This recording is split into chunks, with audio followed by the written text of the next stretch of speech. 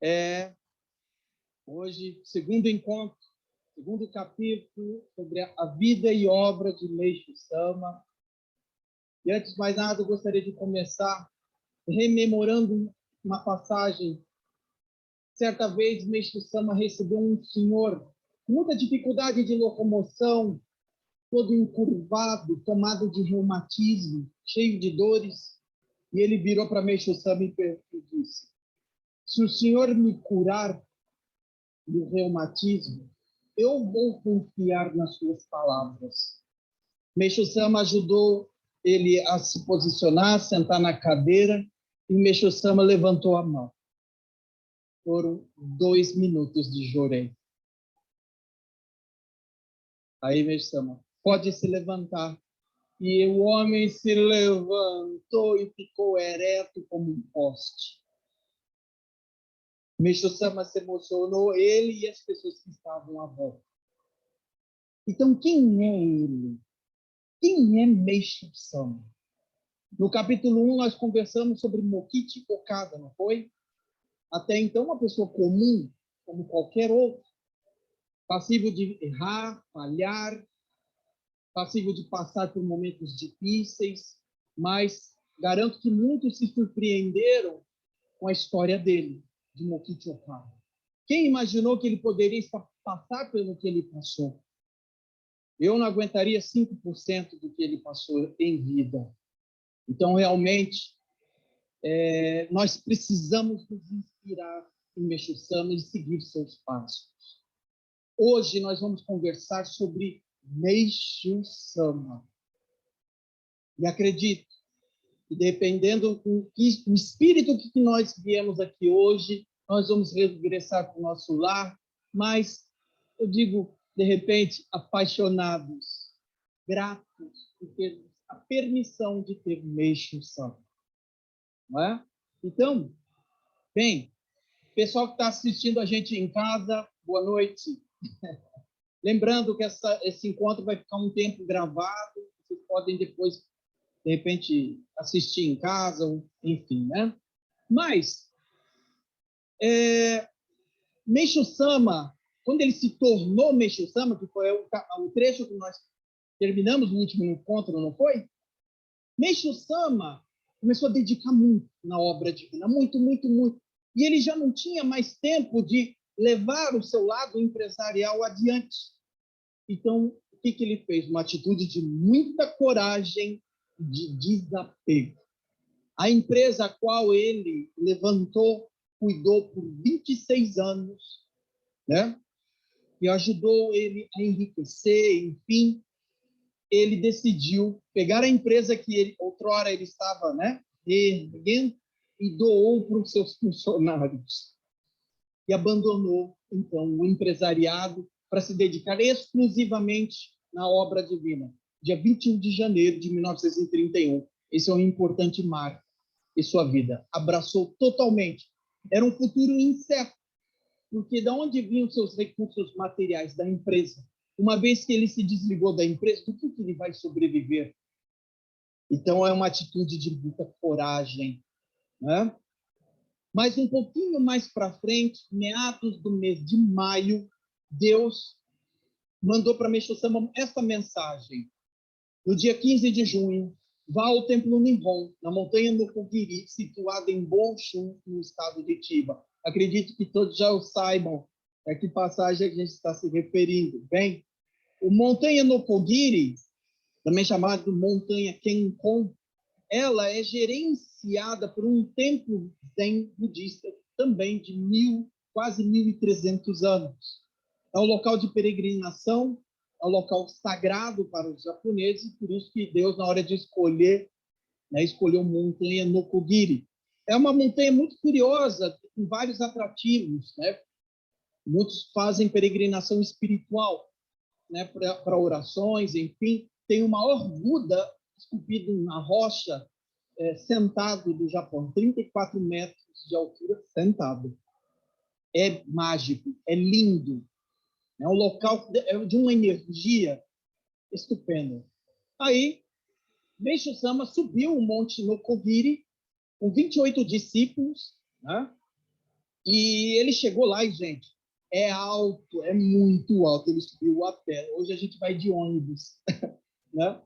Olha a altura.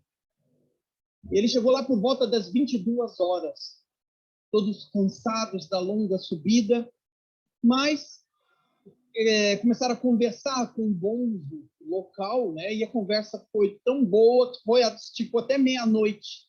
Alguns foram deitar e Meixo Sama, por volta das 3 da madrugada, acordou todo mundo. Vamos continuar a subida, porque o templo fica um pouco mais da metade. E ele continuou a subida, ainda, né? Aquele orvalho, aquela noite, ainda era de noite. E quando chegou lá no topo da montanha, diante dos primeiros raios de sol, Meixo Sama, em uníssono com os 28 discípulos, entoou a oração Amatsu Mori. E todos já sabem o que aconteceu. Ele recebeu a maior, daquela que viria a ser a maior revelação já feita no mundo nos últimos 3.000 anos. A transição da era da noite para a era do dia. Enfim, no local foi construída essa estela, né, esse marco, é um monumento da revelação, local obrigatório para caravanistas ao Japão, é o local que a gente visita, e é desnecessário dizer a energia e a emoção que bate quando a gente chega nesse lugar. É indescritível. E é um local com uma vista maravilhosa. Olha só.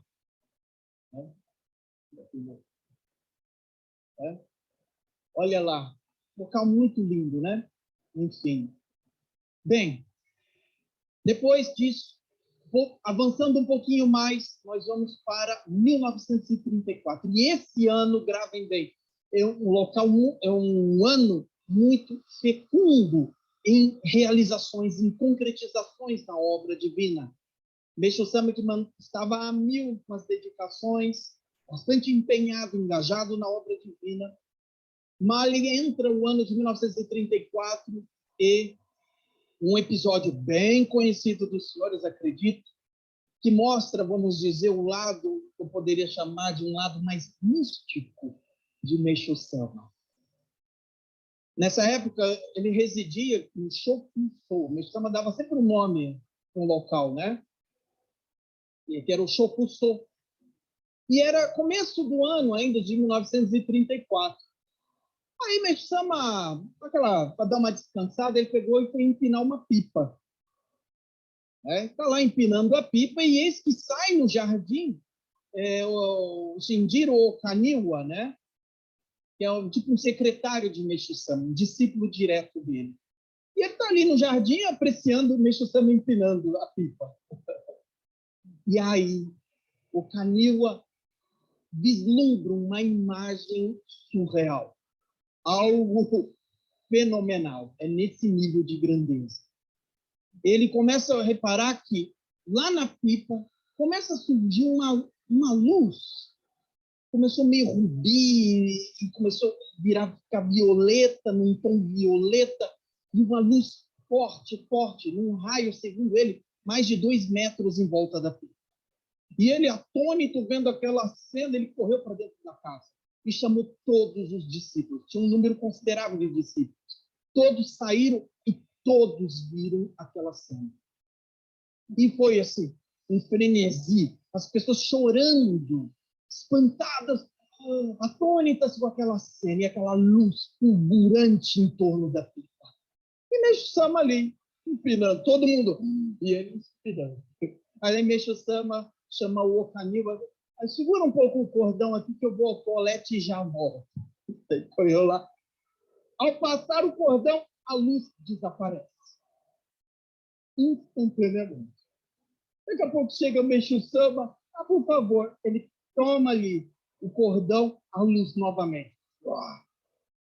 Então, foi uma cena inacreditável. Muito famosa essa passagem. Aí, claro que, após o fenômeno, quando perguntado, claro que ele respondeu: não é nada demais. A luz que irradia do meu corpo passa da mão para a linha e, chegando à pipa, não tem mais campo para ser transmitida. Começa, então, a irradiar-se É só isso. Muita naturalidade. E nós sabemos bem, principalmente no Reminiscência sobre Meixo Sama, volume 2, que tem uma passagem que ali fica muito claro. Meixo Sama não gostava de mostrar esse lado, vamos dizer, mais paranormal, místico, somente quando necessário. E a gente sabe que são muitas passagens, muitas. Mas há uma razão de ser para alguns certos fenômenos se tornassem notórios aos seus discípulos, né? Para que, de repente, confiassem, acreditassem mais, talvez.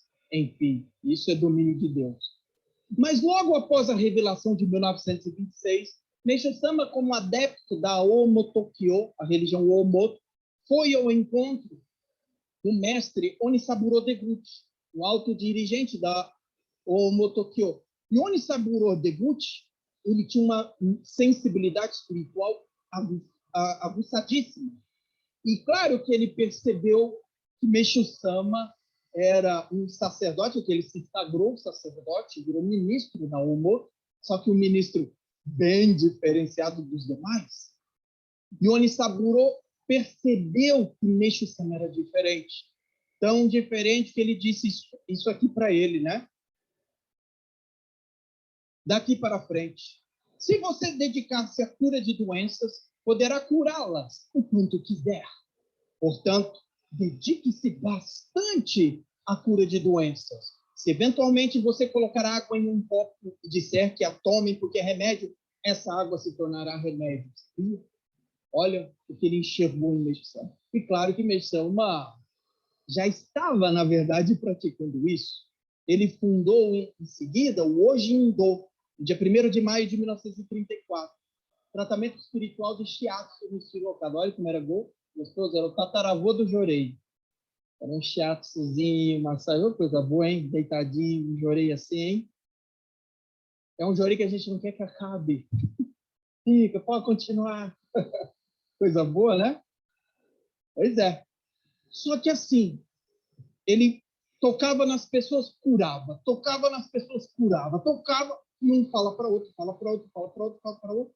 E não paravam de chegar pessoas. Literalmente, Meixo Sama trabalhava dia e noite, muitas vezes sem dormir e sem comer. Há vários registros no seu diário, como, por exemplo, chegam doentes sucessivamente. Estou tão atarefado que chego a ficar tonto. Talvez por falta de dormir, hoje o dia inteiro não tive muita disposição. Era um trabalho inumano, sabe? Um trabalho diuturno, de manhã, tarde, noite, sem parar. Por 6 anos, só ele ministrava Jorei. Então, imagine. Ele podia falar, não, volta amanhã que eu estou cansado. Você acha que ele respondia assim? E era muita gente, milagre atrás de milagre. Até que ele recebe uma intuição que ele teria que pintar de próprio punho com a imagem de Canon de 1000 braços, como objeto central de oração. Aí, só que não podia ser um Canon pequeno, ele pensou numa Canon de 1,80 m por 1,50 m. Mas como lá no Hojindo não tinha uma sala que ele pudesse reservar para pintar, uma discípula dele, que curiosamente, uma jovem de 30 anos, ela tinha uma empresa de estética, só que ela não era tão modelo para sua estética. Ela tinha uma dermatose que enrugava a pele dela, ela tinha 30, parecia 60. E a pele toda enrugada e escamosa. Então ela tinha vergonha, mas ela foi receber o Jorei de Meixo Sama e um milagre aconteceu. E, pelo contrário, a pele dela rejuvenesceu. E ela, quando viu Meixo Sama, ela sentiu em Meixo Sama Kanzeon Bosatsu.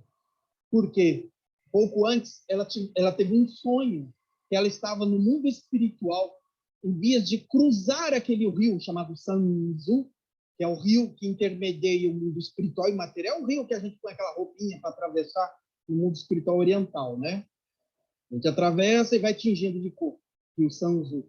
E quando ela estava para entrar no rio Sanzu, uma entidade do mal aparece para dominar-lhe. Aí ela toma um susto, só que na hora que aquela fera ia atacá-la, uma luz ofuscante aparece, e nessa luz, Kanzeon Bosatsu, que ela considera que é Meishu-sama. Só que esse Kanzeon Bosatsu fala Kanon. Kanon é a abreviação de Kanzeon Bosatsu, tá? É a mesma coisa. Só que uma série de... Claro que não existem coincidências no mundo espiritual, mas uma série poderíamos sim chamar de fatos se entrelaçam nesse homem com Kanzeon Bosatsu. Então, Meishu-sama começa a pintar, né? Ela cede um espaço, uma sala na casa dela para Meishu-sama pintar. Então, ele saía do Ojindo, em vez de ir para casa descansar, ele ia para lá para pintar o Kanon de 1000 braços. Todo dia, todo dia, todo dia. Nesse intervalar, quem que aparece lá? Bate lá no Ojindo um fotógrafo chamado Mitsu Azuma. E o Mitsu Azuma era um homem de uma sensibilidade espiritual também muito aguçada. 20 anos atrás, antes desse dia, ele havia peregrinado ao Japão, à China, para uma peregrinação espiritual. E lá ele incorpora uma divindade, e essa divindade fala isso aqui para ele. Daqui a 20 anos, surgirá no Japão uma pessoa com os poderes de Kanon. Ele reteve essa informação. Passados 20 anos, aí ele fala, deve ser o caso. Agora, por onde eu começo? Aí ele sim, teve uma intuição de começar a procurar por essa pessoa com poderes de Kanon virado para o leste. No encontro, a gente falou sobre o leste, né? E ele começou a rodar os bairros do leste, procurando essa pessoa com potenciais poderes de Kanon. Chegando lá, uma pessoa falou para ele, sim, tem um senhor aí que está curando gente à beça. E ó, ele está falando que é o poder Kanon. Ele prontamente correu para lá. Chegando lá, ele encontrou com o Meishu-sama e tirou um cartão e entregou o cartão com o nome dele para Meishu-sama. Meishu-sama pegou o cartão, Meishu-sama, divino, né? Ele já pegou. Ele traduziu. Azuma significa leste. Mitsuo, homem de luz. Um homem de luz que vem do leste. Então, esses episódios que para nós, limitados que somos, a gente ia passar batido, mas Meishu-sama ligava um ponto ao outro. No encontro 3 da semana que vem, nós vamos voltar a um assunto muito importante.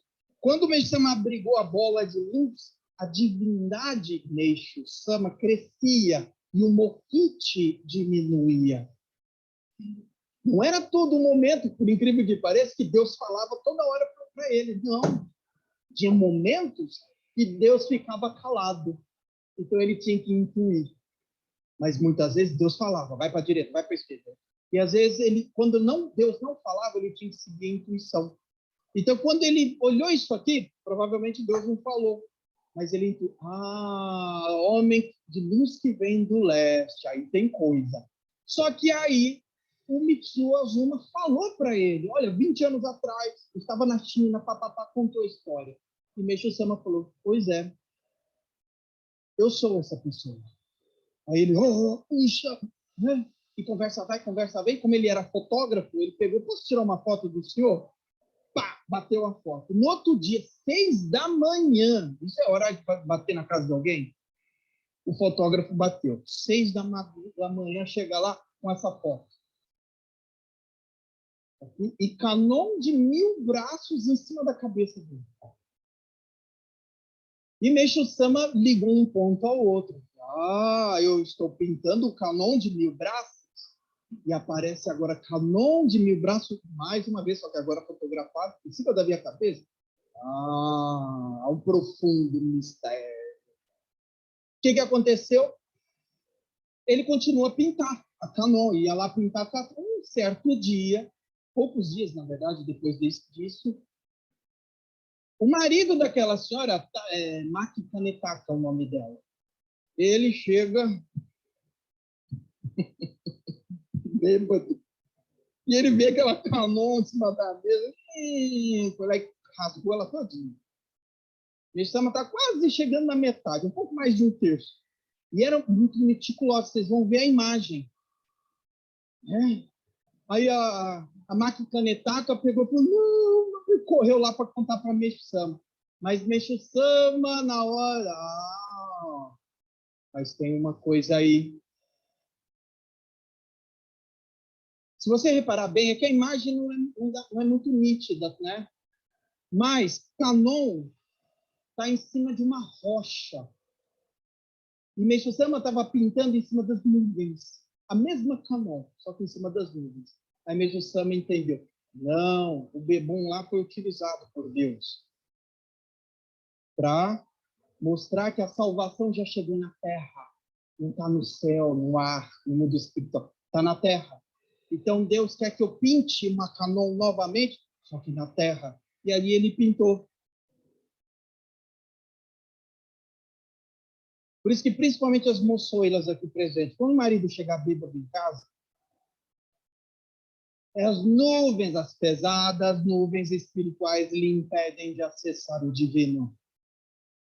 Cuide, dá um banho nele, cuida dele direito, carinho, que Deus pode estar utilizando. É você que não sabe. Brincadeira é ruim.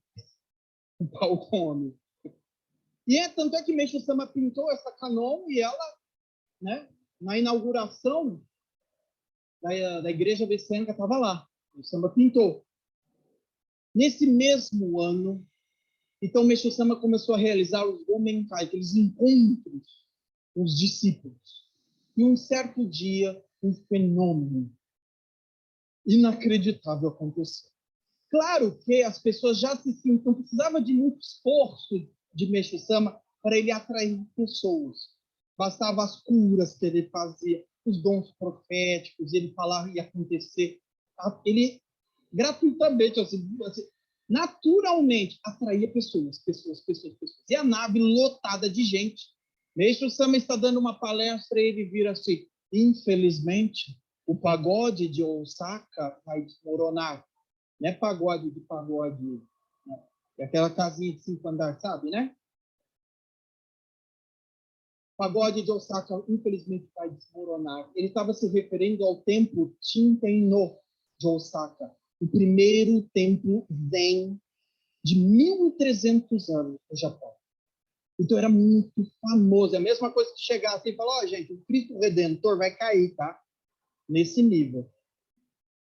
Então, as pessoas se entreolharam sem entender, e nisso que Meixo Sama fala isso, um militar se levanta no meio da plateia e fala, o senhor não deveria dizer tais coisas, é por isso que a gente está de olho no senhor. Por quê? Porque os militares já, bem antes disso, já se encontravam infiltrados nas religiões, procurando potenciais teorias subversivas, ensinamentos subversivos aos interesses do imperador.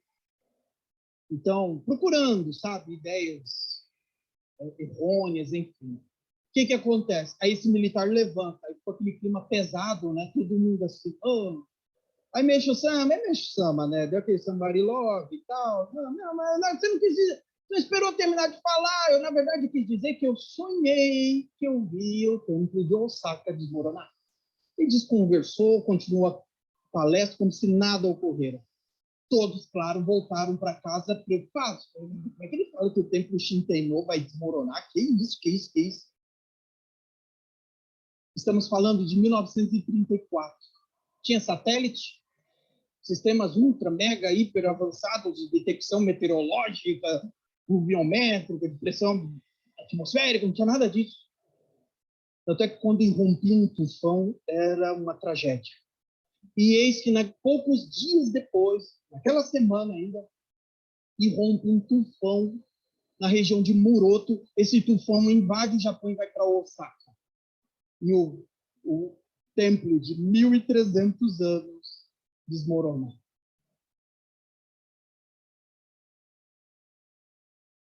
Notícia corre pelo Japão, jornais, rádios, assim, o templo Shinten-no desmorona. Nossa, o cartão postal de Osaka. Pô.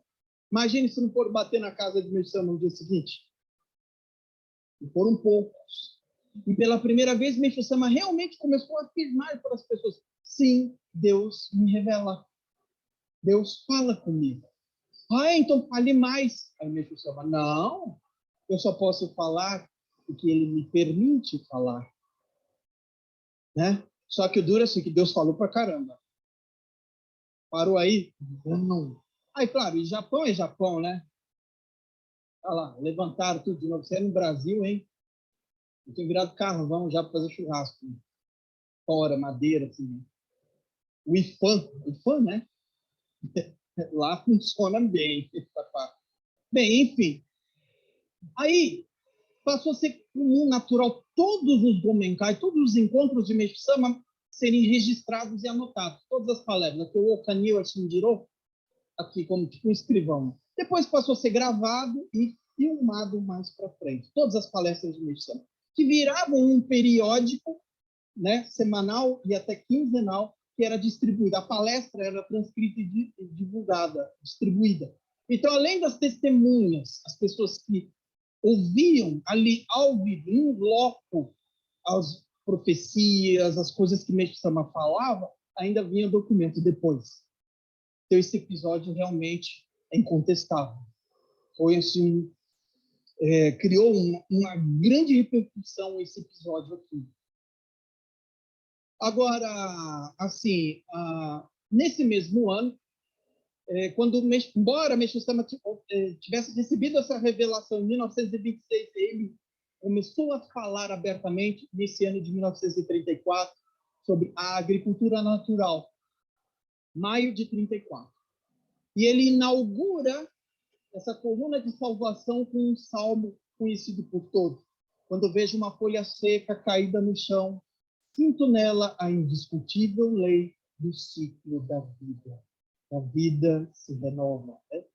E ali ele orientou os pilares. Claro, ele já começou a criar, aqui mostra, né? Milho, horta, criar galinha. Ele mesmo começou a praticar a agricultura natural.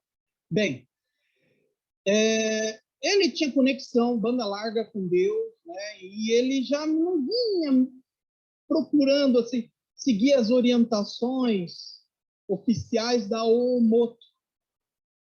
Né? E ele acabou se desligando da Oomoto no dia 15 de setembro de 34. Oficialmente, decidiu seguir carreira solo. Com o aval do Onisaburo Deguchi, ele mesmo incentivou, sim, procure, crie a filosofia, né? Onisaburo sabia que Meixo Sama era grande e não cabia mais lá. Até que no dia 1º de janeiro de 35, oficialmente foi inaugurada a Igreja Messiânica Mundial, com o nome de Dai Nippon Kanonkai, Grande Igreja Kanon do Japão.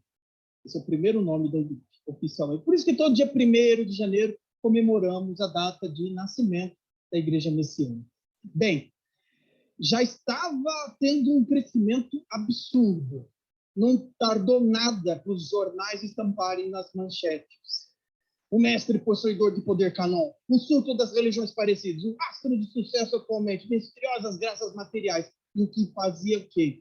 Atrair cada vez mais pessoas. Realmente, aquele boom, né? Só que aí, claro, que o Meixo Sama, percebendo assim, se não tinha militar no meio, né? Ele pega mais uma palestra e faz uma revelação, gente. É inacreditável. E tá lá, datado, tudo certinho, o dia que ele falou aquilo, que foi uma coisa... Por isso que não tem como duvidar de Meixo Sama. Ele não erra. Aí ele pega e faz esse anúncio aqui. Estamos em 34, hein? Dia virá em que Grã-Bretanha, Estados Unidos, França, Rússia e China constituirão uma aliança entre si contra o Japão. Como consequência disso, o Japão perderá a Coreia, Manchúria, a Ilha Sakhalin, Formosa e as ilhas da Micronésia. Bem, atentem para 2 detalhes aqui, só nesse trecho, tem outro. Grã-Bretanha, Estados Unidos, França, Rússia e China. Gravaram? Retiveram aí a ideia? A outra, o Japão perderá a Coreia, Manchúria, Ilha Sakhalin, Formosa. Peraí, como assim? O Japão, tudo isso pertenceu ao Japão? Sim. Para vocês terem uma ideia, aqui o mapa mundi, tudo aqui em vermelho pertenceu ao Japão, gente. Desculpe a expressão, mas o japonês... Mas que povinho metido a besta. Olha isso aqui. Acha o olha. Onde está o Japão ali? Olha, pequenininho. Ele dominava tudo. Ele não estava nem aí. Ele invadia a Rússia, China, pegava tudo, anexou a Coreia, todas as ilhas, a Micronésia, tudo para ele. Haja visto que, nessa época, principalmente, o Japão queria dominar, tinha um pensamento imperialista. O Japão queria dominar o mundo. E até aquela expressão, Hakuichi-u, o mundo sob a égide do Japão. E ainda sob a luz do imperador. O imperador era considerado divino, descendente de Amaterasu. Então, o Japão guerreava, conseguia. E ele teve um período de muita sorte. Ele ganhava tudo que é batalha, tudo que é guerra. Então, e cada vitória, o ego, esse caráter ególatra do japonês, ultranacionalista, só insuflava, crescia. Nós somos bons mesmo, o resto é o resto. E eles queriam dominar o mundo. Então, um investimento pesado no militarismo, construção de armas, né, encouraçados, fragatas, aviões, investimento de tudo virava fábrica para bombas e etc. e tal. E, então, só que o que acontece? O que o Meishu-sama falou há pouco? Mas o Japão vai perder todo o território. Aconteceu ou não aconteceu? Perdeu tudo. Só ficou ele. Incrível. Que ano que ele falou isso? 1934. A guerra começou em 1939. E o Japão foi entrar em dezembro de 1941, ou seja, quase 1942. Olha só. Olha a distância quando o Meishu-sama profetizou e quando aconteceu. Acabou aqui? Não.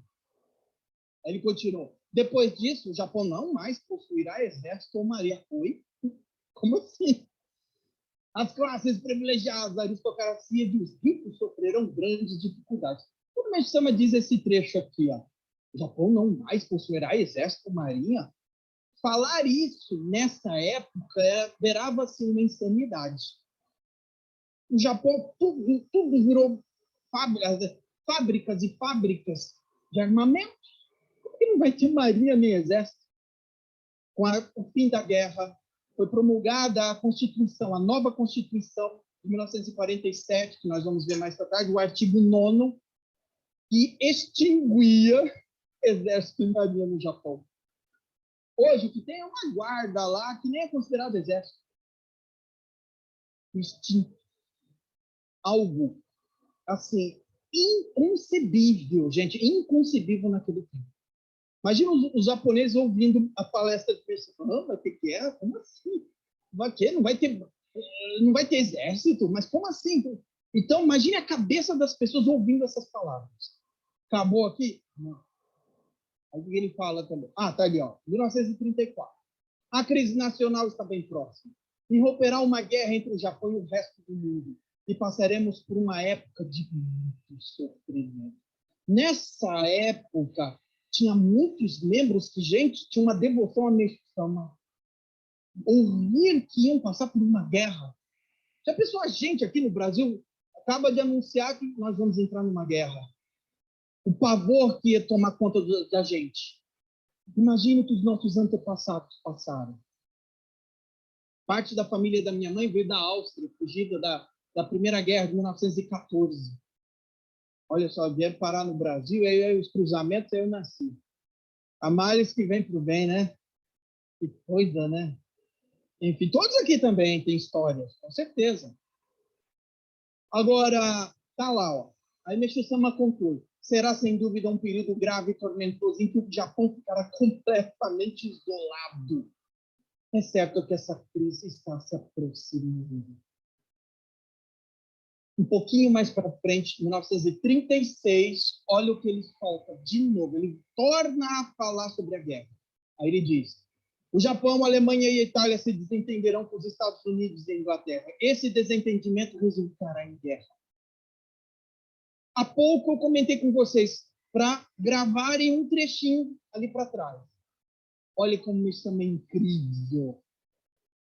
Ele citou em 36 o que foram chamados, né, países do eixo, Japão, Alemanha e Itália. O que ele citou em 34? Reino Unido, Estados Unidos, China, França e Rússia, os aliados. Não há como duvidar disso. É incrível, incrível, incrível, incrível. Aí ele concluiu também, né? As previsões para essa guerra são tenebrosas. Agora não posso falar a verdade porque seria pressionado, mas suas consequências serão calamitosas. E foram muito calamitosas. Bem, passado um pouco tempo de instituída a Dai Nippon Kanonkai, um dia de inverno rigorosíssimo, foi um período que muito tempo demorou para derrubar esse inverno. Foi um inverno muito rigoroso. No dia 26 de fevereiro de 36. Meishu-sama acordou muito cedo e acordou um discípulo dele e disse assim para ele: hoje o dia não está muito bom, por isso deixe a imagem da luz divina guardada no armário. Caso aconteça alguma coisa, cubra-a com vários tatames e esconda-se. Os detalhes você ficará sabendo depois. O que Deus falou para ele, hein? O que estava rolando? A poucos metros dali, na verdade, era a sede do governo. E nessa manhã marcharam para a sede do governo 1.400 militares que tomaram o poder. Assassinaram vários ministros de Estado. E eles não foram derrubados pelo imperador, muito pelo contrário. Houve um acordo dos militares com o imperador, eles juravam lealdade ao imperador, e o que aconteceu? Os militares ganharam um poder muitíssimo acima do que tinham. Uma das primeiras medidas dos militares, acabar com todas as religiões. Só podia budismo e shintoísmo. Ele, Meishu-sama, que tinha acabado de abrir uma igreja, teve que fechar as portas. Obrigado. E não foi uma coisa amistosa, mandaram uma cartinha lá, dá para fechar essa igreja? Não. Horrível a perseguição. Várias lideranças religiosas que se insurgiram contra o governo foram presas e até desapareceram. Acredito que foram assassinadas. Vários presos, enfim. A sede da Omoto, que era um prédio gigante, foi simplesmente dinamitado, para vocês terem uma ideia. Porque consideravam que o Japão agora não dá para ter soldado bonzinho. Tinha que extirpar deles qualquer senso religioso. E o imperador é a figura maior. Então tem que ir para a guerra e é para matar mesmo. Né? Imagine eu me dar uma metralhadora. Eu tenho que matar esse senhor. Não, eu vou atirar no teto. Eu não vou ter coragem de matar ele. Então, entendeu por que eles queriam acabar com as religiões? E, gente, se vocês verem a história, é muito pesada. Os japoneses eram muito cruéis. O que eles fizeram com os chineses é de um horror inominável. É um horror. Eu prefiro nem descrever. Era diabólico. Né? Enfim, aqui as imagens, né, religiosos sendo presos, templos destruídos, várias imagens búdicas eram decapitadas, inclusive no Monte Kenkon, a montanha do Kogiri. Enfim. Aí Meishu-sama foi obrigado a destituir a Dai Nippon Kanonkai e instituiu em seu lugar a Dai Nippon Kyokai, é o que virou clínica. Uma clínica de massagem oficial. Oh, coisa boa, hein? E tirou tudo que lembrasse imagens sagradas, tirou tudo, virou uma clínica. Tanto é que as pessoas frequentaram essa clínica e nem imaginavam que era uma clínica. E era massagem. Só que botava a mão e curava. Né? E os militares estavam de olho. Peraí, como é que vira uma clínica? Vocês acham que eles ficaram longe de Meishu-sama? Ficaram no encalço. Tanto é que Meishu-sama abriu um curso de verão para 60 candidatos, vamos dizer, para outorga, que virariam terapeutas, eram chamados terapeutas. Aí os militares descobriram e decretaram isso aqui. Ordem de proibição da prática de tratamentos. Pô, acabou a aula de outorga. Assim, acabou. Ele não podia fazer mais nada. Ele não podia administrar jurei, não podia atender ninguém. Nada, nada. Mãos atadas, completamente atadas. E para piorar a situação, um discípulo dele que cuidava de uma clínica, abre aspas, em Omiya, Yoshihide, né? Takei Yoshihide, esse japonês aqui, está do lado de Mesama. Ele ministrava jorei, não na sede, que não podia mais. Então, ele ministrava jorei numa fábrica gigante de tecelagem. Tinha 1.000 mulheres trabalhando lá. E ele ministrava o jorei e curava. Eu só fico imaginando 1.000 mulheres numa fábrica. Mulher não fala muito, né? Esse cara virou divindade. Imagina, teste maluco, mas tudo bem. Enfim, houve uma denúncia que o Takei estava ministrando jorei. Só que quem respondia pela organização, Meixo-sama. Meixo-sama foi preso. 10 dias detido. E foi nesse momento que 2 militares, o delegado e o militar, o soldado, começaram a pegar uma espada de bambu e ameaçaram bater em Meixo-sama. Confesse! Confesse que é uma religião! Confesse! Só que, na verdade, o pano de fundo não era esse. Era para aquela foto que saiu Canon em cima. Né? Eles falaram, não, isso aí é uma religião despassada. E Meixo-sama ficava calado. Aí um soldado não aguentou, gente. Pegou o cabelo de Meixo-sama e começou a chacoalhar. Só que coisa doida que aconteceu. Quando ele chacoalhou o cabelo de Meixo-sama, doeu a cabeça do soldado. O soldado, ai, tá doendo a minha cabeça, tá doendo. E a dor era tão grande que ele teve que sair da sala. Foi puxar o cabelo de quem? Se puxasse mais um pouco, eu acho que ia dar um aneurisma, derrame. Olha só que interessante. Mas, enfim. Aí, gente, 10 dias de detenção. Meixo-sama chegou em casa exausto e deu a notícia que realmente não podiam mais nada. Só que famílias dependiam dele. Pessoas que largaram seus empregos, suas profissões para se dedicar única e exclusivamente ao caminho.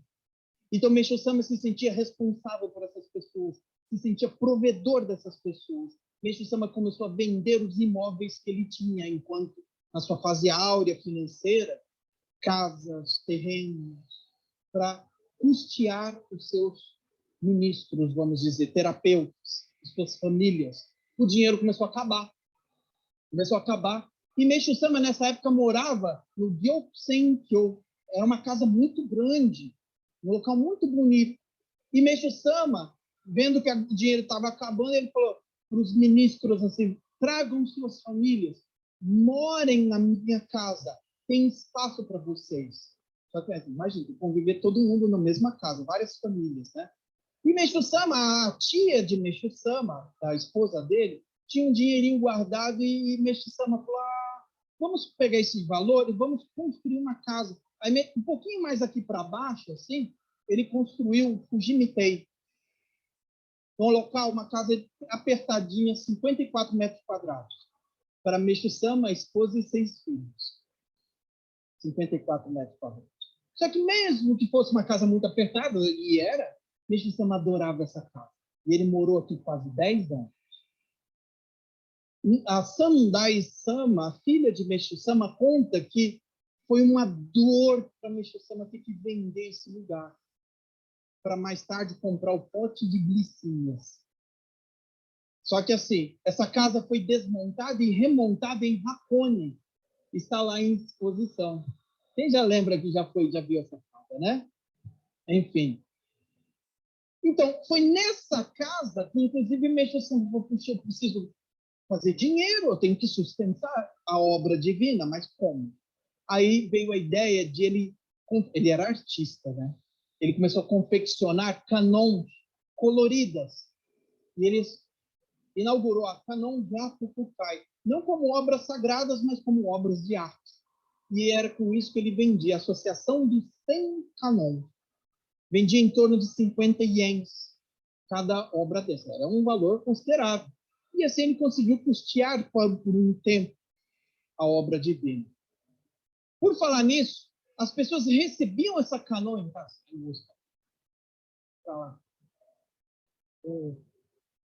Enfim. E as pessoas começaram a relatar que a canoa sorria, piscava, saía do pergaminho, andava pela casa.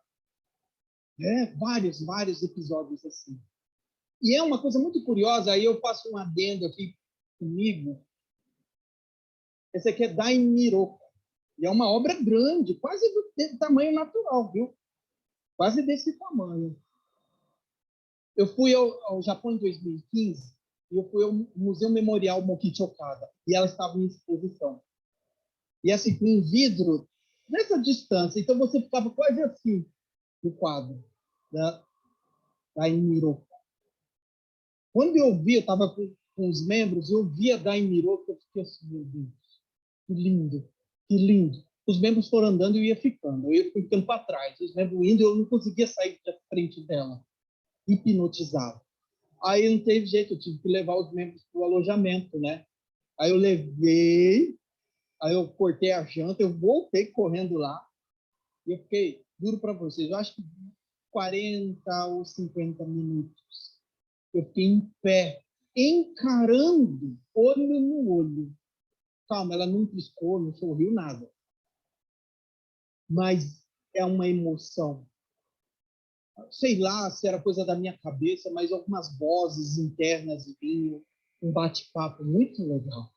Foi forte, foi muito forte. Encare você essa porta um pouquinho, os olhos, olhe nos olhos. É algo surreal, surreal. Né? Alguém viu sorrir? Não, né? Enfim. Mas a obra divina passava por muitas provações. E logo em seguida, Meixo Sama foi convidado a comparecer à delegacia de Tamagawa. Foi chamado o primeiro caso Tamagawa. Acusação: infringir as leis da medicina. Aí não teve jeito. Meixo Sama falou: não, mas eu não estou podendo fazer nada, não, mas não sei o que e tal. Não teve acordo.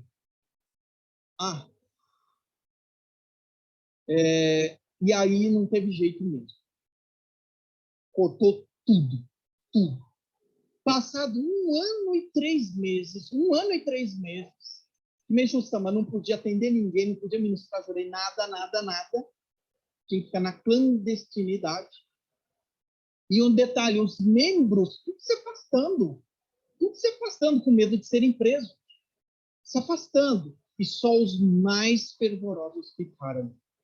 Então, aí eis que surge um general de alta patente, bate lá na casa de Meixo Sama, Saburo Yasumi, e ele traz a filha enferma, doente, a criança. Ele falou assim: eu sei que o senhor cura, mas calma, eu não vou prender o senhor, não, mas salve a minha filha. A Meixo Sama falou: olha, eu não posso fazer nada. Se você me conseguir autorização com a Polícia Metropolitana, poderei lhe atender. E conseguiu ou não? Claro. Porém, só ter 5 pessoas só. E para ficar de olho, os militares mandaram 2 soldados para ficar 24 horas na porta da casa do Meixo Sama, controlando. Ele só podia atender 5 pessoas. Não adiantou muita coisa, mas ajudou, né? Enfim, passado mais um tempo, mais para frente, vamos para 1939, e Meixo Sama torna a falar da guerra, que a guerra já estava começando. Né? Mas o Japão ainda ia demorar para entrar. Aí Meixo Sama vem e anuncia para os membros isso aqui. Pediu para que evacuassem Tóquio e Kamaishi, principalmente. O próprio Meixo Sama morava em Tóquio. Ele saiu de Tóquio. E ele previu um mar de fogo. E o mais interessante foi Kamaishi. Kamaishi, de forma ainda meio que velada, meio que escondida, o responsável, o Araya, né, chamava Araya, né, esse ministro, Meixo Sama disse para ele, o Tommaso Araya: em breve Kamaishi tornar-se um mar de chamas. Vá logo para Ichinomaki e Ichinoseki. Tipo assim, sai de São Paulo, vai para São Bernardo do Campo, vai para Guarulhos, mas saia de São Paulo. Ordens expressas. E só que o Jorei estava bombando, estava escondido, tá? Mas iam mais ou menos 60, 70 pessoas por dia para receber Jorei, escondido. Ele, mas o Jorei está bombando aqui. Mas Sama falou, não tinha que obedecer. Ele foi para Shinoseki, se não me engano, e teve que abandonar Kamaishi. Nem sonhava em entrar à guerra, hein? Só que um detalhe, mais para o Japão entrar na guerra, e mais um pouco lá para o final da guerra, em 1945, uma armada, né? Os destroyers americanos, britânicos e neozelandeses rumaram para Kamaishi. E no segundo bombardeio, a cidade foi simplesmente varrida do mapa. Quem ficou na cidade morreu carbonizado. Ninguém sobreviveu. E era uma cidade importante, tipo Santos, para vocês terem uma ideia. Imagine, o Araya que obedeceu e alguns fiéis saíram, se deram bem.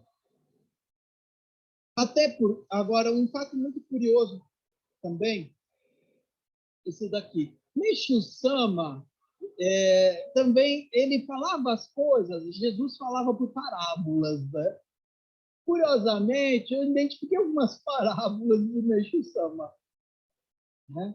Meishu Sama chega para um Masahiro Ito, na cidade lá de Kesen, bem antes de estourar a guerra. E Meishu Sama presenteia ele com kishiki. É kishiki que chama, né? Kishiki, né? Assim, escrito. Você vai achar que Meishu Sama vai falar poder de luz, canon, salvação do mundo, né? Luz. Não, ele pega e escreve e manda isso para ele. Sankyu Seikan. Moradia no mato. Contemplação tranquila. Aí você recebe um chique desse, assim, fala, oh, tá, obrigado, Meishu Sama, mas tipo tecla SAP, né? E pensando em coisas de obra divina, salvação, não, olha lá. Moradia no mato, contemplação tranquila. Só que ele sabia que essa guerra ia acontecer. Ele sabia. E conversando com outro missionário da igreja dele, falou assim, será que o Meishu Sama quis dizer com essa caligrafia? Será que não é quando estourar a guerra, a gente não tem que construir uma cabana no meio do mato e se refugiar nela? O outro, eu acho que sim, vamos construir. Foi no meio do mato, gente. No alto da montanha lá. E começaram a construir uma cabana e viraram motivo de chacota das pessoas que passavam. Vai morar aí, né? Pois é. Construíram uma cabana. Aí estoura, anos depois, a guerra. Adivinha onde eles se refugiaram, os membros? A cidade de Quecem, gente, foi muito destruída. Então todos se salvaram, se refugiando nessa cabana. Interessante, né? Mas em algumas coisas, Meishu Sama falava muito claro, quando ele se referiu a Tóquio. Principalmente Fukagawa. Aí a desobediência, o famoso episódio da desobediência do Sr. M, Mr. M. Lembra? Mr. M. O que foi isso? Meishu Sama chamou para um grande responsável daquela região e falou: Fukagawa é a região que mais corre perigo. Tipo, saia daí imediatamente. Só que o cara falava para Meishu Sama, cadê encontro com Meishu Sama? E aí saiu de lá, não, Meishu Sama, eu ainda estou procurando. Eu estou procurando, eu vou sair. Começa a guerra. E aviões B-29, né, rumaram para Fukagawa. E foi uma destruição em massa. 230 mil casas destruídas, 1 milhão de pessoas desalojadas, 120 mil mortos. Esse é o cenário de Fukagawa, como ficou. Dias depois, lá em Hakone, chega uma jovenzinha triste. Era a filha do Mr. M, a única que sobreviveu. Disse que caiu uma bomba exatamente em cima da casa e matou o pai dela, a mãe e os 3 irmãos. Só sobreviveram a ela. Então, as pessoas que obedeciam Meishu Sama ou desobedeciam Meishu Sama, isso tinha um preço. Então, só que, curiosamente, um fato um tanto irônico, aconteceu com o Nobumasa Takato. Meixo Sama falava, saia dali onde você mora, que vai destruir tudo. Olha, sai de lá, hein? Ó, você tá ali, uma daqui, vai para a cidade e tal. Meixo Sama falava com todo mundo. Meixo Sama trombava com esse cara e não falava nada. Nada. E ele começou a ficar chateado. Pô, Meixo Sama não fala para eu sair de onde eu tô. Puxa, sabe o que aconteceu? O quarteirão da casa dele ficou intacto. Tudo em volta, destruído. Aqui, ó. E o Kagawa. Então, você vê que não falaram, o Sama estava falando, né? Enfim. Bem, avançando um pouco mais, esse aqui é um episódio também muito interessante, com Teruko Horiuchi, esposa do famoso, ele se tornou famoso, Morei Horiuchi, contra-almirante da Marinha Japonesa, por quê? O Japão ingressou na guerra oficialmente, né, dia 7 de dezembro, na verdade dia 8, por causa do hemisfério, de dezembro de 1941, um ataque a Pearl Harbor, no Havaí. Todos conhecem esse episódio. E apenas 2 dias se passaram. Esse Morei Horiuchi foi um dos grandes comandantes de uma investida contra os 2 grandes encouraçados britânicos, o Prince of Wales e o Repulse, e afundou os 2 mega encouraçados. Nossa, e o japonês, o ego, né? Começamos bem na guerra. Destruímos 2 encouraçados britânicos, não sei o quê. E o nome dele foi, nossa, amplamente aclamado. Aí a esposa dele foi até Meixo Sama. Ai, Meixo Sama, obrigado pela proteção ao meu marido. E não sei o quê. Aí Meixo Sama olhou para a cara dela e disse isso aqui. Desta vez ganhamos, mas em breve perderemos. Se não perder a guerra, o Japão não se tornará o verdadeiro Japão. Imagine a esposa dele ouvindo isso. Claro que ela ficou tristinha. Porém, a devoção a Meixo Sama era muito maior, porque ela contraiu tuberculose intestinal e foi desenganada pelos médicos. E ela ouviu falar de Meixo Sama e ela foi até ele. Aí Meixo Sama olhou para ela e disse isso aqui. Não sei se o seu físico vai suportar. Caso venha sair nos jornais que você recebeu Jorei e morreu, muita gente deixará de ser salva. Ora, a vida de um grande número de pessoas é muito mais importante que a vida de uma só. Por isso, recuso-me a tratá-la. E ela, diante dessas palavras, ela ia morrer. Ela falou, não, minha família não vai processar o senhor, eu juro. Mas, por favor, me salve. E vocês acham que ele salvou? Tanto salvou que ela só veio falecer em 1980, aos 80 anos de idade. Ela viveu mais 40 anos depois disso. E se tornou uma grande missionária da obra divina no Japão. Inclusive, ela era uma pessoa influente, né? Na sociedade, na alta sociedade. Ela trouxe muita gente, inclusive da família imperial, para a obra divina. Enfim, agora, ainda nesse período de guerra, aqui é o Tozanson, local de peregrinação dos membros que vão a Atami, é a residência de Meixo Sama em Atami, onde tudo começou em Atami. E por que eu trago essa passagem? 30 anos atrás, quando eu li o Reminiscências sobre Meixo Sama, eu li essa passagem e eu me emocionei. Eu fiquei apaixonado por Meixo Sama. Foi uma das passagens que me fez assim, me apaixonar por ele. Quem é esse japonês? Eu fiquei doido. Assim, meu Deus, quem é esse homem? E, se me permite, eu estive lá em 2015 e tem uma passagem aqui muito interessante vinculada à minha pessoa. Durante a guerra, gente, a fome tomava conta. Os agricultores eram recrutados para a guerra. Então, quem é que cuidava das lavouras? As esposas. E muitas delas não tinham essa lida, não tinham esse traquejo para lidar com a terra. E a comida começou a acabar.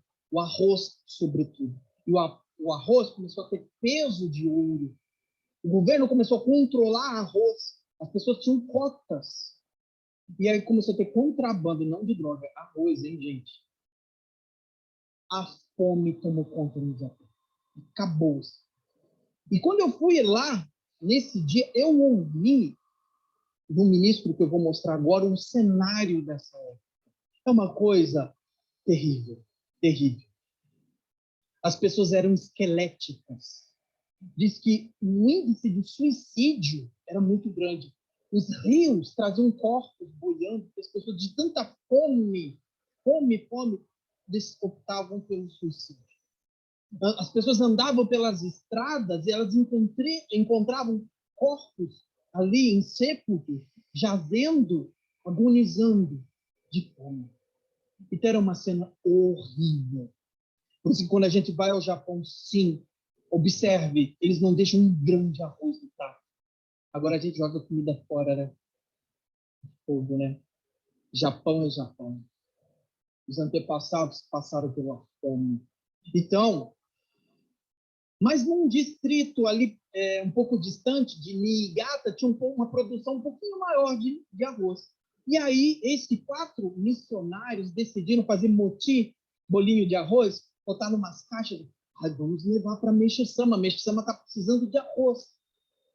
Prepararam as caixas, pegaram o trem e rumaram para a Tami, presentear Meixo-sama com aqueles bolinhos de arroz. Só que eles não avisaram ninguém, nem a família, ninguém. E pegaram o trem, porque ia pegar, entregar e voltar no mesmo dia. Só que teve um problema na linha férrea, o trem atrasou. E eles só vieram a chegar, passava das 11 da noite. Aí eles falaram, não vamos bater na casa de Meixo-sama 11 da noite, né? Vamos ficar por aqui na rodoviária, aqui na estação de trem, né? Só que tem um detalhe. Muitas pessoas famintas, muitos desocupados, iam para as estações de trem, porque era a entrada e saída, né, de muita gente. Então as pessoas iam mendigar no entorno. Então o índice de assaltos nas estações de trem era muito grande. Imagine eles com caixas de arroz, tentando esconder assim as caixas. Iam ser assaltados. Aí um deles falou, não, vamos roubar a gente. Porque a ideia era esperar amanhecer o dia lá e ir na casa de Meixo-sama. Ele falou, nós vamos ser assaltados, roubados, então vamos lá entregar. Já era quase meia-noite. Bateram na casa de Meixo-sama. Aí abre a portinha, sai uma jovem dedicante. Fala, aí o que ela falou? Por favor, fiquem conosco e durmam aqui. Meixo-sama falou-me por volta das 21 horas que viriam 4 pessoas de Niigata com moti e deu-me instruções para que os convidasse a ficar. Preparamos camas para vocês. Os 4 se entreolharam atônitos. Mas nós não avisamos ninguém. Inclusive, a família deve estar preocupada. Não avisamos ninguém. E sabe o que é mais incrível? O que é mais incrível? Não tinha telefone. Porque os americanos, os aviões, acertavam alvos estratégicos. Estações militares, locais, energia elétrica, estações de telefonia, para não ter comunicação entre os soldados. Então, eles destruíam tudo, não tinha telefone. Aí, eles ficaram emocionados. Né? Como é que ele sabe? Como é que ele sabe? Como é que ele sabe? Agora, onde é que eu entro na parada? Nós entramos, né, o que seria a nave, né? Olha lá. E tá vendo esse japonês aqui? É um ministro, não lembro o nome dele. Ele que nos recepcionou nesse local. Só que ele começa a contar essa passagem. Eu falei, opa, eu conheço essa passagem. Eu conheço essa passagem. Ele começou a contar e ele começou a chorar. Começou a chorar copiosamente. Eu falei, o que aconteceu com ele? Aí ele pegou, pois é, gente, eu estou até emocionado porque estava previsto para vocês serem recebidos hoje o único que estava vivo dos 4, com 100 anos de idade, um reverendo. a gente ia fazer essa surpresa. Ele, pessoalmente, ia contar essa passagem. Só que ele faleceu essa semana. Nossa, eu falei, faz um pouquinho.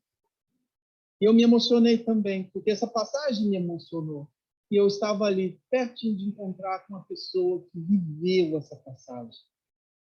Enfim, muitas reminiscências contam esse período. Meixo Sama profetizava, vaticinava, não só sobre o mundo, o Japão, mas sobre as pessoas. E numa desses momentos, um jovem virou para Meixo Sama e disse: ele foi ao encontro de Meixo Sama, que Meixo Sama, eu fui recrutado para a guerra, eu vou ter que me apresentar no quartel e eu vou para o fronte.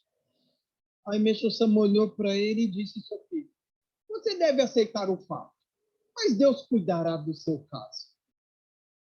Ele mas eu tenho que ir. E ele foi. Passou no exame médico, tudo, entrou no trem e ele sabia que ele ia para o fronte, gente. Então, imagina o pavor, né? Aí nisso, o trem está rumando lá para o fronte, o trem para, aí aparece um soldado com uma prancheta. Fulano, Cicrano e Beltrano, apresente-se. E o nome dele foi chamado. Ele falou lá, não, vocês não vão para o fronte, vocês vão voltar para o quartel. Ele, voltou.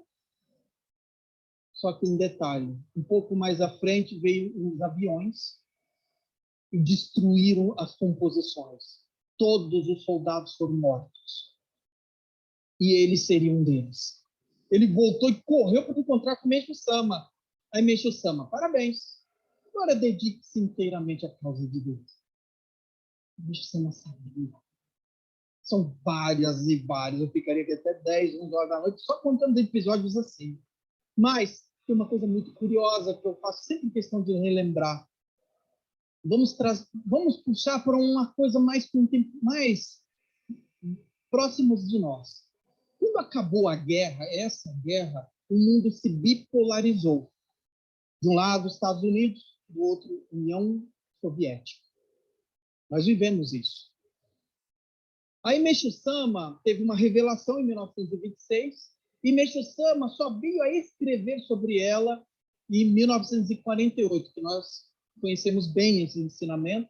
O presidente da igreja, inclusive, tem falado muito sobre o ensinamento do século XXI. Acontece que nesse ensinamento profético, Meixo Sama descreve o paraíso na Terra. E está muito perto, hein? Segundo, está muito perto. E Meixo Sama, logo de cara, na primeira página, conta algo muito revelador. Ele fala de um presidente mundial. Não tem, vai ter. E olha o que Meixo Sama escreveu. Ele viu um jornal, viu? Meixo Sama leu um artigo de jornal do futuro. E na manchete do jornal falava sobre isso. Publicavam-se os nomes e as fotos dos candidatos de diversos países. Estados Unidos, Inglaterra, França, Alemanha, Vietnã, Japão, União Soviética, blá, blá, blá, blá, e países da América do Sul. Ou quem sabe o Brasil, hein? Parece que o candidato dos Estados Unidos era o preferido. Já deu um spoiler, né? O que estava escondido atrás dessa página? É algo inacreditável. Olha o que ele escreveu. Cujo nome, nessa época, era outro. Meixo Sama citou vários países, né? Vários países. O único que ele fez um adendo, União Soviética, cujo nome, nessa época, era outro. Fato maior que ele escreveu em 1948. O que aconteceu em 1991? Mikhail Gorbachev decreta o fim da União Soviética. Só que Meixo Sama não falou que ela ia acabar, deixa no ar. Mas que esse nome não existia. Curioso que ele citou Vietnã, né? Vietnã foi destruído, gente, não uma, duas vezes. Até hoje tem Vietnã. Agora, onde está a União das Repúblicas Socialistas Soviéticas? É Meixo Sama. Agora, entrando na questão do jorei divino de Meixo Sama. A filha de Sakai Uematsu, ele era um pintor que depois se tornou um grande reverendo da igreja. Só que a criança era uma criança, né, que contraiu cárie óssea, fêmur. Era uma dor dilacerante. A criança gritava de dor e chegou até a nutrição. Aí, olha o que os médicos falaram para o Sakai e o Amato, pai dessa criança. Ela precisa ser internada imediatamente. Se fizer o menor movimento com a perna, será preciso amputá-la a partir da junta que entrosa. Já pensou você ouvindo isso do médico? Sua filha vai ter que amputar a perna. É chocante. Mas ele soube de Meixo Sama e levou a criança para Meixo Sama. A Meixo Sama olhou, analisou e começou a ministrar jorei. Mais 2 minutos de jorei. E aí Meixo Sama falou, pode pôr no chão. Aí Meixo Sama disse isso aqui, na verdade.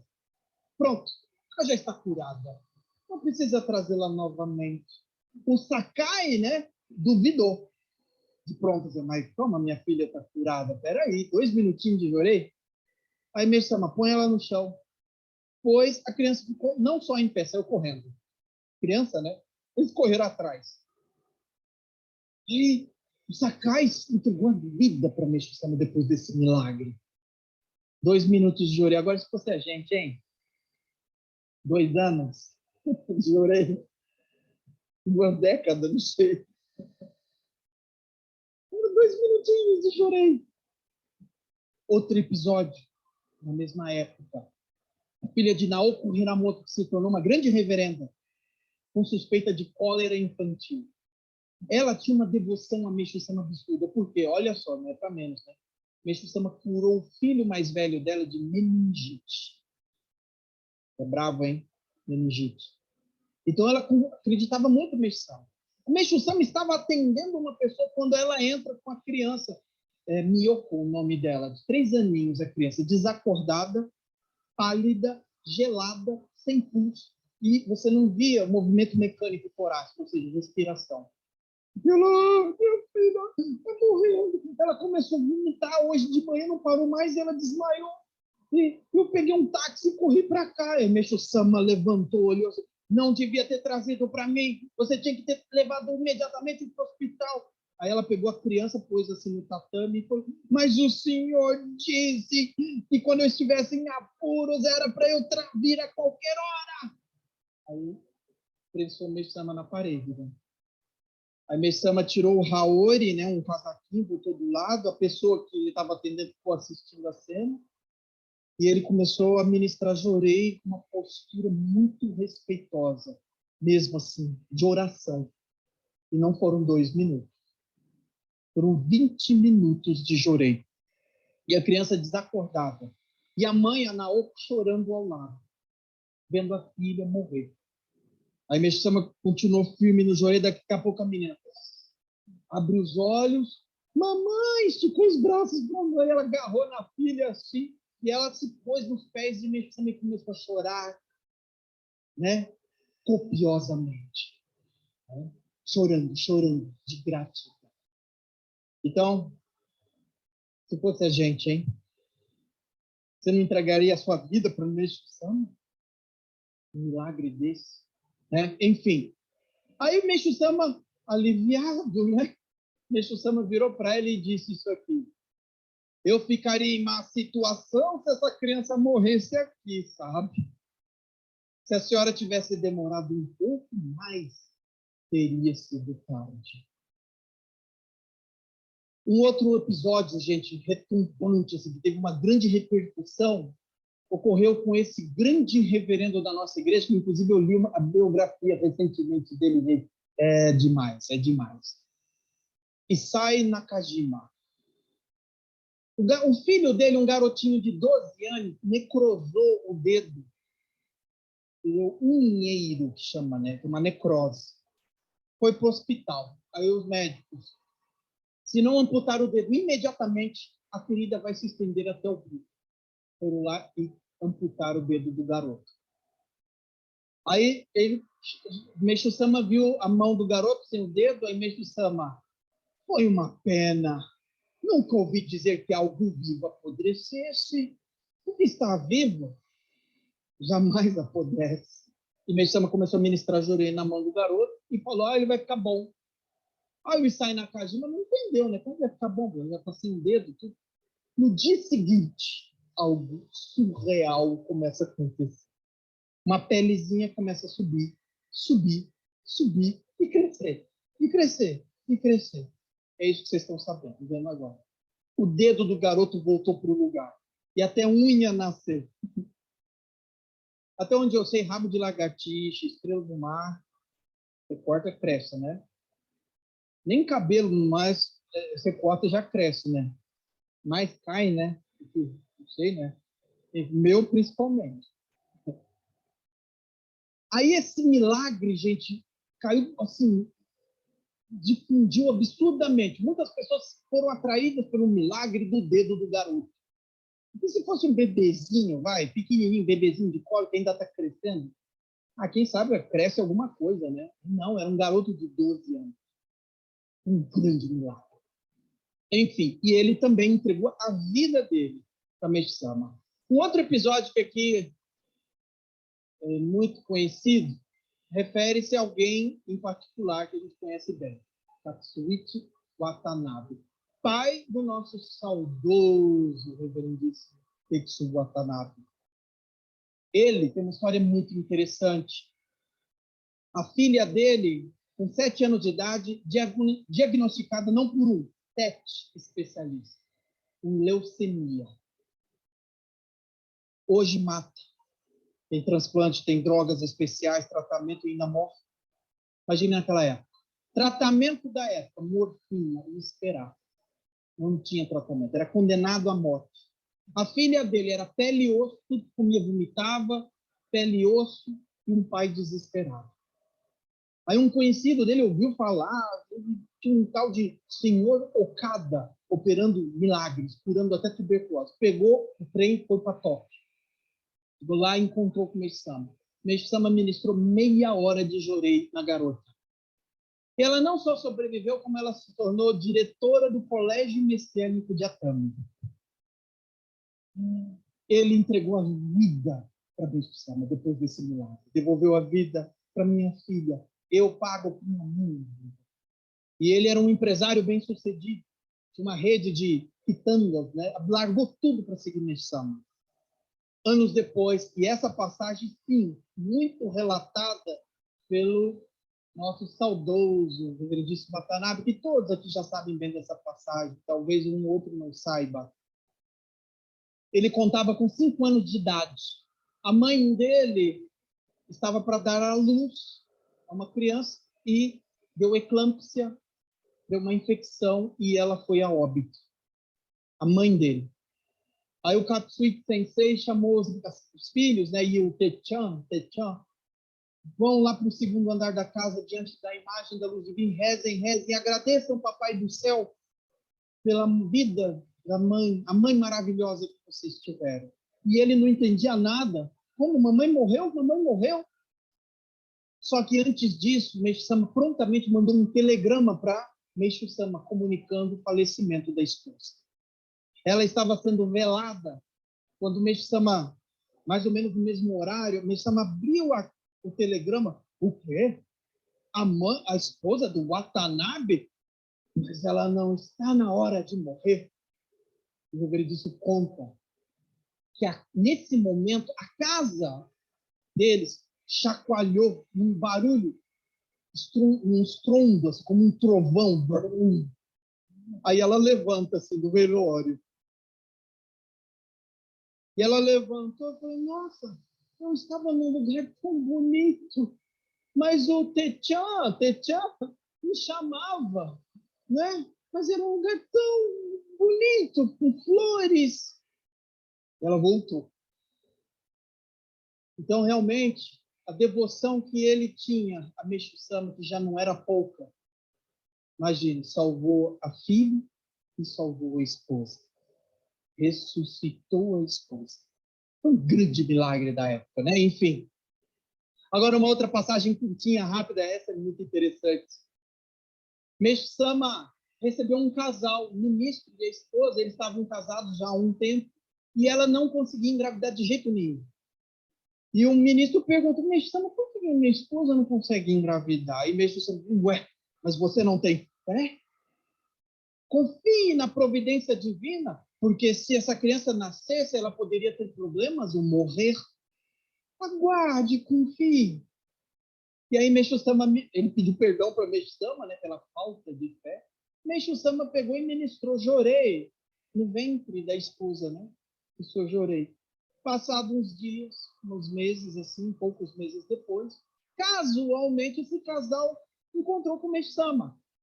E antes que eles falassem qualquer coisa, Meixo Sama se antepôs e falou assim, virou para a esposa: "Ah, vai ser mamãe, né?"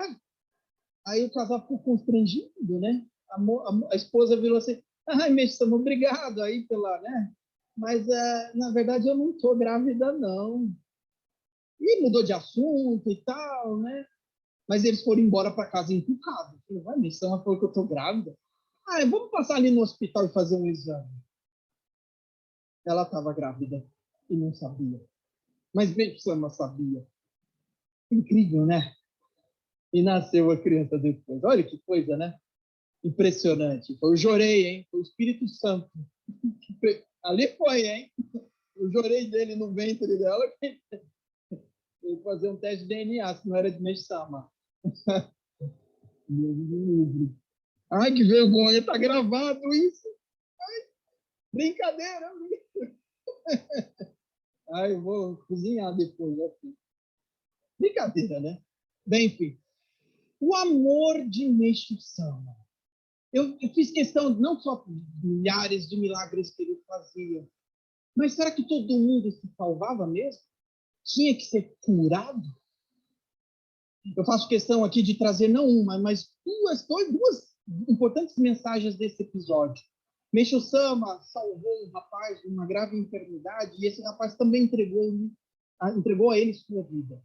E um certo dia esse rapaz encontrou com o Meixo Sama e falou: Meixo Sama, o meu sobrinho é uma criança e ele está nas últimas. Ele tem uma grave enfermidade pulmonar, a família está arrasada. O senhor não pode ir lá ministrar Jorei? Meixo Sama, sim. Só que Meixo Sama é lá na província de Ishikawa. São 18 horas de trem. Meixo Sama, eu vou. E Meixo Sama pegou o trem noturno e foi. Chegando lá, Meixo Sama ministrou Jorei. Só que Meixo Sama já intuíra que essa criança ela não ia sobreviver. Mas ele foi por compaixão àquela família. A mãe, ele sofriam, né? E ele foi. E disse: eu voltarei. Passou uma semana, Meixo Sama pegou o trem de novo, 18 horas. Para ir, 18 para voltar. A criança, no segundo encontro, conseguiu uma pequena melhora, mas Meixo Sama confidenciou para um discípulo, mas o físico dele está muito fraco. Ele não vai resistir. Mas Meixo Sama avisou: eu vou mais uma vez, foi 3 vezes. E a criança, sim, de fato, veio a falecer.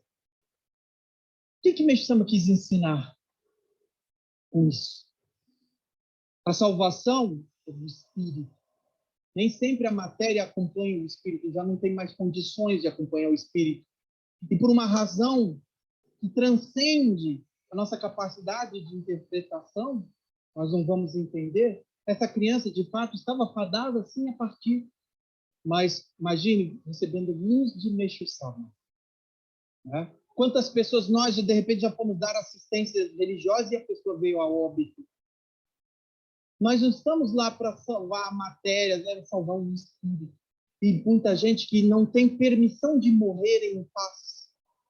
Está apegado à terra, sofrendo, não quer partir. E muitas vezes, com Jorei, desata esse nó. E a pessoa consegue partir em paz, sem apegos, sem inquietações. Então é muito importante essa passagem também por isso. E, sobretudo, quem é que aqui viajaria 18 horas de trem 3 vezes? Ainda mais sabendo que a criança não ia sobreviver. E mesmo assim foi. Quem aqui faria isso? Às vezes o hospital é ali, a gente não vai. Não tem tempo. E etc e tal. Né? Enfim.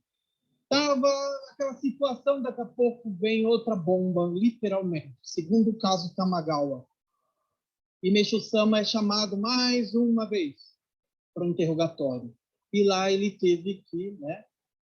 Ele disse para o delegado: se por causa disso eu for processado pelo crime de infringir as leis da medicina ser-me-á totalmente impossível continuar com o meu trabalho. Por isso, a partir de hoje, eu vou abandoná-lo. E aí teve que parar tudo mais uma vez. Só que tem um detalhe.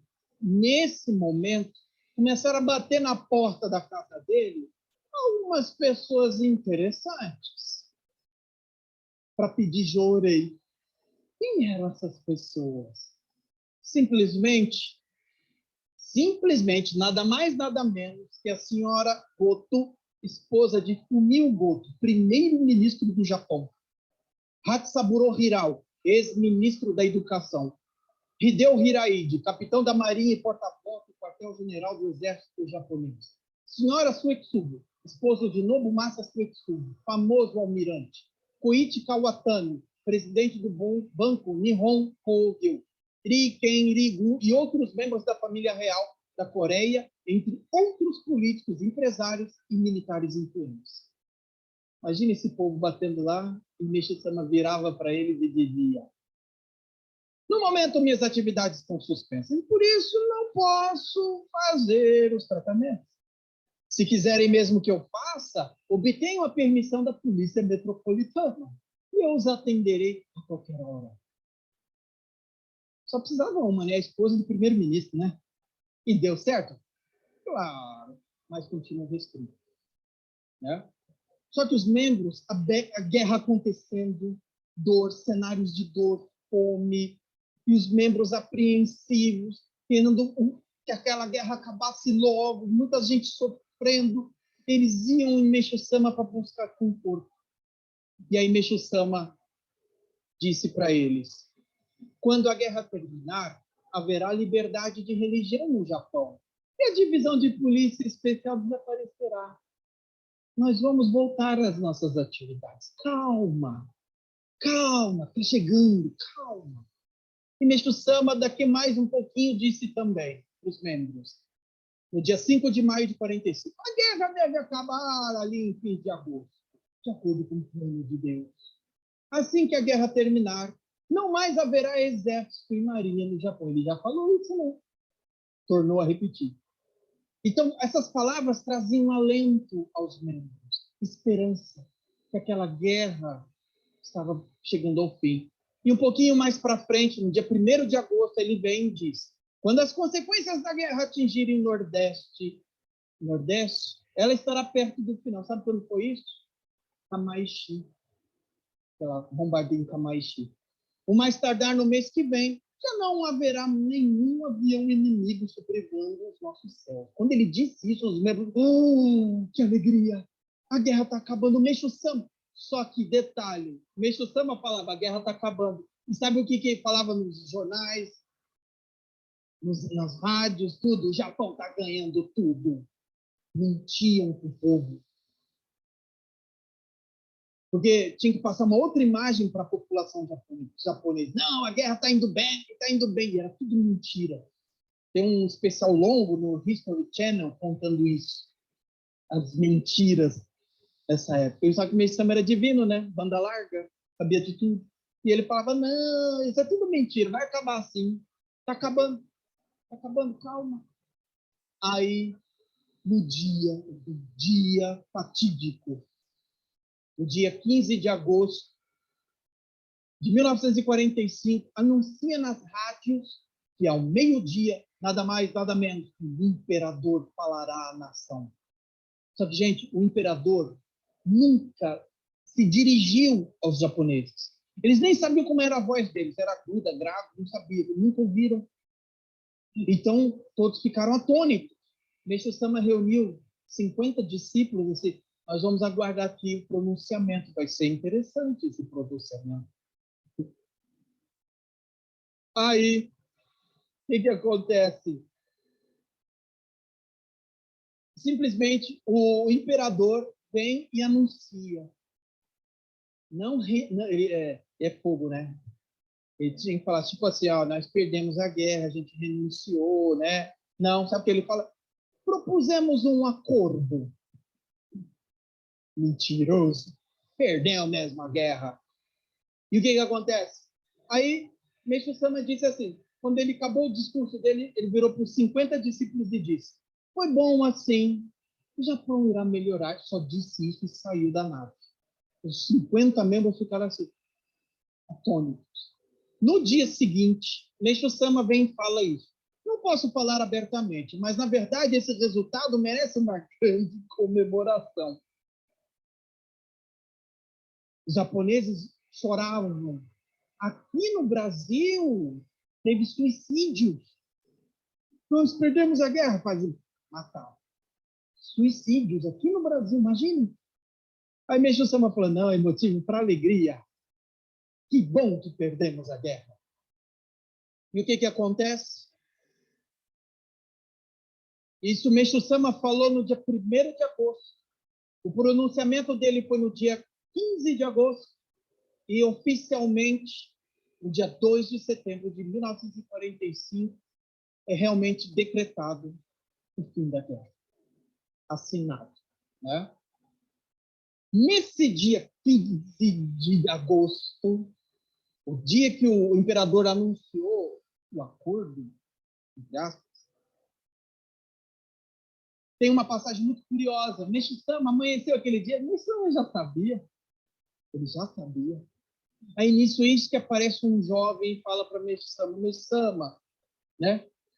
Olha, no dia julho de 45, um jovem recebe esse comunicado. Regresse a sua unidade no regimento de Tsunomiya no dia 15 de agosto, à 1h, que era aquele dia. Aí ele, antes, eu não vou para o quartel direto, eu vou passar na casa do Meixo Sama. E foi lá, encontrou com o Meixo Sama, eu vou para a guerra, eu vou para a guerra. Aí Meixo Sama olhou para ele e disse isso aqui. Não, você não deve ir. Não, Meixo Sama, eu tenho que ir. Eu fui recrutado, eu tenho que estar lá 1h. Aí Meixo Sama, você vai se apresentar, mas não será necessário. E o rapaz foi. Só que no caminho, ele decidiu passar na casa de um amigo, mais ou menos perto do horário do meio-dia. Aí ele entra na casa do amigo, o amigo está atônito, assim, ouvindo o rádio, ouvindo o imperador pela primeira vez. Aí ele, o imperador está falando? Sim, sim, sim. Escute, escute, escute. Aí eles ficaram ouvindo assim. A guerra acabou. Acabou. Eu ia me apresentar agora 1 hora no quartel. Correu lá para falar com o Meixo Sama. Aí Meixo Sama falou, está vendo? Isso não foi necessário, afinal. Ele sabia tudo. Tudo. Para encerrar, o amor universal de Meixo Sama.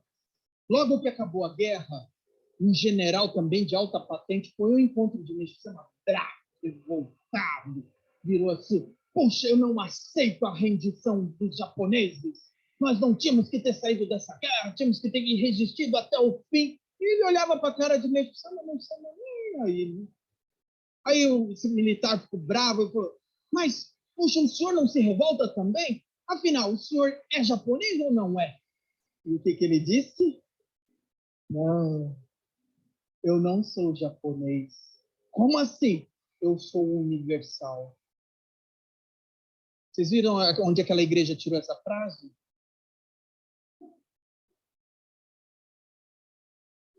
Eu sou universal. Patente, plágio de Meixo. Aí Meixo quebrou as pernas do general. Eu sou universal. A maior prova, uma prova incontestável desse amor universal dele. Os japoneses estavam com ódio igadal dos americanos. Ódio. Imagine seu marido morrendo na guerra, os americanos mataram seu filho. Imagine a repulsa que os japoneses tinham pelos norte-americanos. Era um ódio visceral. Aí vem Meishu Sama e escreve um livro logo em seguida e publica. Salvação da América. Caiu como uma bomba, literalmente. Como vai salvar? A gente quer que eles morram. Aí vem Meishu Sama, não, vamos salvá-los. É a mesma coisa que publicarem ali em Nova York, né, um livro, Salvação da Al-Qaeda, perto das Torres Gêmeas. Alguém queria salvar Osama Bin Laden? Seus asseclas? Claro que não, queria matar os americanos, como, né? E Meishu Sama não, queria salvar todo mundo. Então é uma prova do amor que ele tinha. Era universal, sim. Aí, diante do interventor nomeado pelo presidente dos Estados Unidos, Douglas MacArthur, né, o imperador foi obrigado a assinar no dia 3 de maio a nova Constituição do Japão. E foi nesse artigo 9º que extinguiu-se os militares, marinha, exército, como a gente viu há pouco, e instituiu o quê? Lei das pessoas jurídicas de natureza religiosa, ou seja, liberdade.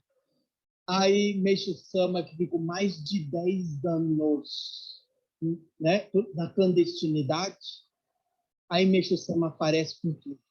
Só que a maioria esmagadora dos membros tinham debandado. Contava com um pouco mais de 300 discípulos, fiéis mesmo. E, em seguida, esses 300 fiéis, em 6 anos, viraram 300 mil membros. 3.242 membros, 4 igrejas grandes, 88 igrejas médias, 524 filiais, e no Havaí, até 1954, já tinha 1.500 membros. Primeira difusão fora do Japão. Isso tudo em 6 anos. Então, o crescimento foi avassalador. Crescimento. E nessa época, os membros tinham uma devoção atroz em Meishu Sama. Hoje mesmo na igreja, a gente fazendo uma autocrítica, a gente se joga, a gente se entrega na salvação das pessoas, como eles faziam. Hoje a gente chega aqui, bate palminha, vê Meishu Sama no quadro. E cadê a nossa entrega na salvação? Um monte de gente sofrendo aí fora. Não é não? Enfim. Semana que vem, né? Bem, recado importante. Quinta-feira agora, importante. Oração pela construção do Paraíso no Lar com o ministro Sérgio Venesso vai ser um aprimoramento preparatório para o natalício de Meishu Sama. Gente, não percam. Vamos comparecer. Divulguem para os membros, divulguem, porque esse aprimoramento é muito importante. Nós entramos na era do dia. Não dá, é um luxo faltar em aprimoramentos hoje. Nós temos que participar, buscar, e não sabemos o dia do amanhã. Na verdade, sabemos um pouquinho. Meishu Sama também fala. É outro assunto. E terça-feira que vem, o último capítulo. E o melhor a gente sempre deixa para o último, né? Eu não faltaria, porque o terceiro encontro é o grande finale. Aí nós vamos ver realmente o grau de devoção que os membros na época chamavam, sabe como que chamavam os membros na época? O Hikari-samas. O Hikari-samas. Tipo assim, os chiitas, né? E lá, o povo vive com a mãozinha levantada. Era assim. Mas eu vou contar essas histórias semana que vem, tá bom? Lembrando que o encontro de hoje está gravado, se quem quiser, tá? Depois assistir algum detalhe, enfim, estará gravado. Tudo bem? Perguntas? Não, né? 9, 10, meu Deus, nem eu não sei como é que me aguento falando, mas tudo bem. Gente, muito obrigado, um ótimo retorno aos nossos lares, pessoal em casa, boa missão. Obrigado.